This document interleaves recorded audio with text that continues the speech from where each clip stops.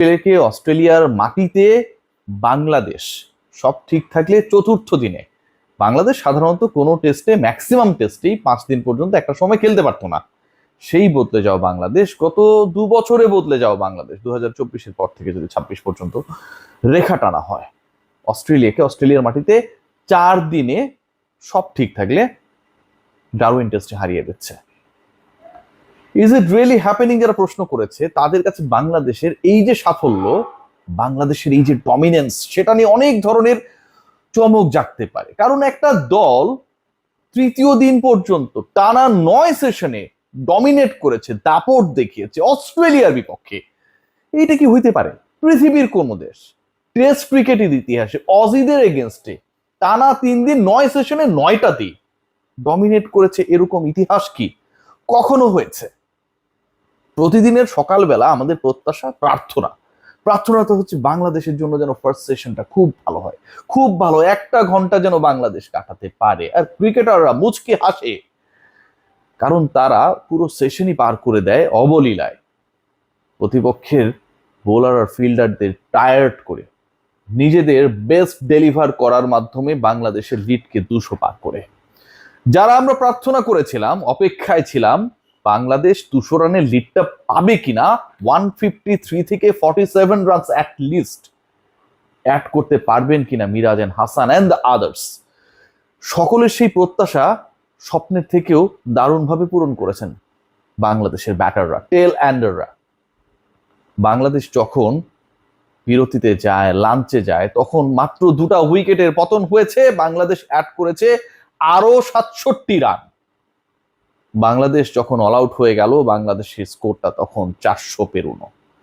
বাংলাদেশ যখন অস্ট্রেলিয়াকে ব্যাট করতে নামালো, তখন বাংলাদেশের লিড, যে স্বপ্ন ছিল 200 হলে দারুণ হয়, 150 হলেও চলে, 228। সবকিছুই ঘটেছে। ডারউইন টেস্টে বাংলাদেশের এই দাপট, বাংলাদেশের শেষ 4 উইকেটের দাপট, টানা 3 উইকেট হারিয়ে ফেলার পর বাংলাদেশ যেভাবে ঘুরে দাঁড়িয়েছে, বাংলাদেশ যেভাবে ডমিনেন্স অব্যাহত রেখেছে, সেই পুরো কৃতিত্বের জায়গাটা একজনকে না দিলে অন্যায় হবে। মেহেদী হাসান মিরাজ ব্যাট করেছেন 25 ওভারের বেশি, বাংলাদেশের লিডকে 150 পার করিয়েছিলেন একদিন আগে, বাংলাদেশের লিডটাকে 200 পার করালেন তৃতীয় দিনের সবচেয়ে কঠিন সেশনটায় ব্যাট করে, বাংলাদেশের লিডকে 228 পর্যন্ত নিয়ে গেলেন। কঠিন সময় 50 করলেন, হাসান মাহমুদের সাথে অনবদ্য জুটি করলেন, হাসানকেও খেলালেন 92টা বল। মেহেদী হাসান মিরাজ প্রেশার সিচুয়েশনে যা করার কথা, প্রেশার কুকারের থেকেও যেন খুব ভালোভাবে করে দেখালেন ডারউইন টেস্টে। খেয়াল করে দেখবেন এই মেহেদী হাসান মিরাজ, যেই মেহেদী হাসান মিরাজ জাস্ট কদিন আগে ওয়ানডে ক্যাপ্টেন্সি হারিয়েছিলেন এবং তারপরে প্রস্তুতি ম্যাচে শতক হাঁকিয়েছিলেন, অনেকে মনে করেছিলেন সেটা অস্ট্রেলিয়ার তৃতীয় সারির দলের বিপক্ষে হতেই পারে। বাংলাদেশের সবচেয়ে মোক্ষম প্রয়োজনের জায়গায় একই দিনে 2বার ক্লিক করেছেন। আগের দিনে 32-এর অপরাজিত ইনিংসকে 65-এ নিয়ে গেছেন। ওই বাংলাদেশের 400 পেরোনো স্কোরে তার যে মহানায়কোচিত ভূমিকা, অ্যাটলিস্ট থার্ড ডেতে স্টিভেন স্মিথকে যেভাবে করেন বোল্ড করেছেন, একই লাইনে বল করতে করতে যেভাবে বিভ্রান্ত করেছেন, যেভাবে বাংলাদেশের পথের কাটা, জয়ের কাটা হিসেবে আবির্ভূত হওয়া স্টিভেন স্মিথ গ্রিনের সাথে পার্টনারশিপ করে বাংলাদেশের সেই স্বপ্নকে চুরমার করে দেওয়ার একটা নাট্য রচনা করার প্রাক্কালে ছিলেন।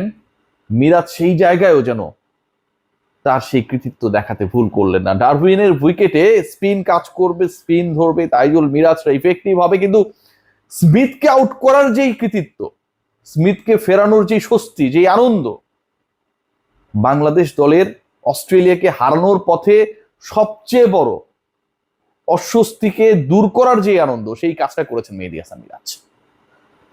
তাইজুল ইসলাম দারুণ বল করেছেন, উইকেট পেয়েছেন, বোল্ড করেছেন, তবে হাসান মাহমুদের আলোচনাটা একটু আলাদাভাবে করতেই হবে। আগের ইনিংসে 55 রানে 6 উইকেট, অস্ট্রেলিয়ার মাটিতে বাংলাদেশের কোনো পেসারের, কোনো বোলারের যে কোনো ফরম্যাটে প্রথম 5 যেদিন তিনি পেলেন, ঠিক সেদিন অস্ট্রেলিয়া 200 করতে পারলো না। আর যখন অস্ট্রেলিয়ার মাটিতে বাংলাদেশ জয়ের স্বপ্ন দেখছে, সুবাস পাচ্ছে, বাংলাদেশের বোলিং ডিপার্টমেন্টের উপর সারা বাংলাদেশ এবং অস্ট্রেলিয়া যারা খেলাটা দেখতে গেছেন একটু পর পর চিৎকার করে হর্ষধ্বনিতে বাংলাদেশকে সাপোর্ট করছিলেন, তাদের সেই স্বপ্নে হাসান মাহমুদ আমার কাছে মনে হয় যে একজন স্বপ্নবাজ নায়ক। আগের দিন যেভাবে যা করেছিলেন সেটা repetition again and again. Hasan Mahmud again আগের দিনে প্রথম ব্রেক থ্রু এনেছিলেন, এগেইন আজকে সেটা করলেন। আগের দিন দুই ওপেনার ওয়াদারওয়েল্ড অ্যান্ড ট্রাভিস হেডকে আউট করেছিলেন, আজকেও সেটা করলেন। মাহমুদের অপেক্ষার মাত্র সেই সময়ের, সেই মুহূর্তের যখন অস্ট্রেলিয়ার মাটিতে বাংলাদেশের কোনো অথবা বাংলাদেশের প্রথম বোলার হিসেবে ফাইফার মারা হাসান মাহমুদ 10 উইকেট নেয়ার কৃতিত্বটাও করে ফেলবেন। ভাবা যায় এই বাংলাদেশ, এই অন্যরকম বাংলাদেশ, এই ডারউইনের বাংলাদেশ অস্ট্রেলিয়াকে বুঝাচ্ছে টেস্ট ক্রিকেটটা কতটা কঠিন। টেস্ট ইতিহাসের 1877-এর সেই হিস্ট্রিতে যেই অস্ট্রেলিয়া শুরুই করেছিল ইতিহাস লেখা জয় দিয়ে ইংল্যান্ডের বিপক্ষে, সেই অস্ট্রেলিয়ার সবশেষ ম্যাচের চিত্রনাট্যে লেখা থাকবে they have been defeated by Bangladesh, তাদের সোয়াইলে উইদিন 4 days। কতটা অসহায়, কতটা আগ্রাসী। আগের দিন 8 বোলারকে বল করেছেন। মিচেল স্টার্ক মেহেদী হাসান মিরাজের দিকে তেড়ে গিয়ে বলার চেষ্টা করেছিলেন যে এটা বাংলাদেশ না। মেহেদী হাসান মিরাজ বুঝিয়ে দিয়েছেন তার পারফর্ম করার জন্য বাংলাদেশ লাগে না। আজকে যখন অস্ট্রেলীয়রা ফিল্ডিং করছিল, বাংলাদেশি ব্যাটিং ডিপার্টমেন্ট যখন তাদের খাটাচ্ছিলেন মাঠে, ঠিক তখন স্কোয়ার লেগ ফাইন লেগে বডিতে বল করে বাধ্য করে যেন আউট করা যায়, পুল করতে গিয়ে যেন ট্র্যাপড হন বাংলাদেশি ব্যাটাররা, 3 জন ফিল্ডার রেখে দিল। চিন্তা করতে পারেন যেই অস্ট্রেলিয়ান ক্রিকেট এত দম্ভ, এত অহংকার, তাদের কোনো কিছুই অজানা নয়, সেই তারা নিয়ম ভাঙলেন। 2 জনের বেশি আপনি রাখতে পারবেন না, আম্পায়ার নো ডাকলেন। ক্রিকেট ইতিহাসের, টেস্ট ক্রিকেট ইতিহাসের অন্যতম বিরল নো বল ডারউইনের এই বিরল টেস্টে এক্সপেরিয়েন্স করলো দর্শকরা। সাবাস বাংলাদেশ, যেই বাংলাদেশ টোটালি অস্ট্রেলিয়াকে ডমিনেট করেছে, যেই বাংলাদেশের একাধিক পারফর্মার দেখিয়ে দিয়েছে যে আমরা যদি একসাথে খেলি তাহলে ক্রিকেট বিশ্বের অস্ট্রেলিয়ার 58 বছরের ইতিহাসের সবচেয়ে এক্সপেরিয়েন্স টিম আমাদের সাথে পাত্তা পাওয়ার কোনো সুযোগ রাখে না। যে দলের 4 জন বোলারের প্রত্যেকের উইকেট সংখ্যা 300+, ভাবা যায় টেস্ট ক্রিকেট ইতিহাসে এটাও একটা বিরল ঘটনা যে একটা দলের 4 জন বোলার প্রত্যেকের উইকেট সংখ্যা 300+, সেই তাদের বিপক্ষে আমরা অলমোস্ট 450 রান করে ফেলি।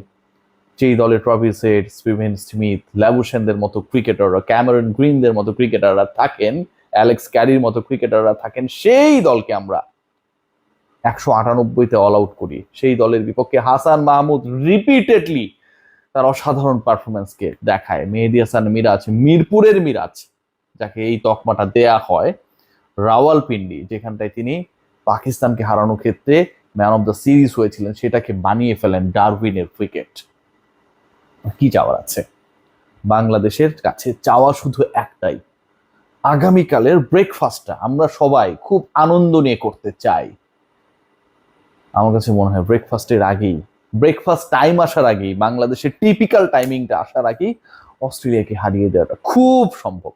আর যদি সেটা হয়, বাংলাদেশের টেস্ট ক্রিকেট ইতিহাস নতুন অধ্যায় পদার্পণ করবে। জয়তু বাংলাদেশ, জয়তু মেহেদী Hasan Miraj, Tanzid Hasan Tamim, Hasan Mahmud and all the team.